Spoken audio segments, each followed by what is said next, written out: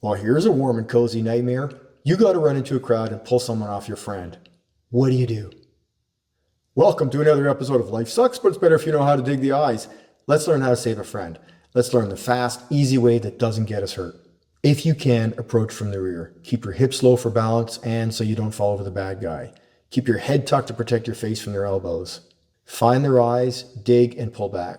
Watch for the angle of their head. If they move their head around, adjust the angle of your pull. And step to the side as you dig. They might come back really fast. So move so they don't fall on top of you. Once they are off your friend, get your friend up and get out. The biggest idea is this: fights are messy. You do not need any move here. You need to take the moves you already know and try to make them work in a messy, dynamic situation.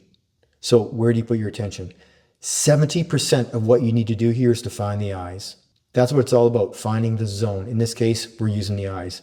Find their head first, then slide your hand around. Even after you find their eyes, you're going to have to continually adjust because the bad guy isn't going to like it and they're going to resist. They're not going to stay still. And don't worry if they're wearing anything over their face like glasses. Sliding your hand around is going to naturally dislodge whatever is in your way. And this is one of the reasons why we find the face first and then slide our hands around until we find the eyes, which means you don't have to do the move any differently here. Just do it the way you learned it. 20% is keeping your balance. There's a lot going on here. There's a lot that you can trip over. Keep your hips low, keep your feet wide. If your balance does get iffy, drop your hips more, get your feet wider. Now, 5% is digging and wiggling once you're in the eyes. It might look like we're using arm strength here, but that is deceptive. It's not about that. Put all your energy into your fingertips. Remember, it's not about strength. Nothing we do here is about strength. Find the eyes, dig and wiggle, adjust as your partner resists. And the last 5%, that's for the bystanders. Make sure you're looking around. They might not be your friend. Keep them off by using a face wash or even just throwing your hand out as if you're going to do a face wash. That's going to be enough. So I don't want you to worry too much about them. Just know that they're there and know that you might have to reach out.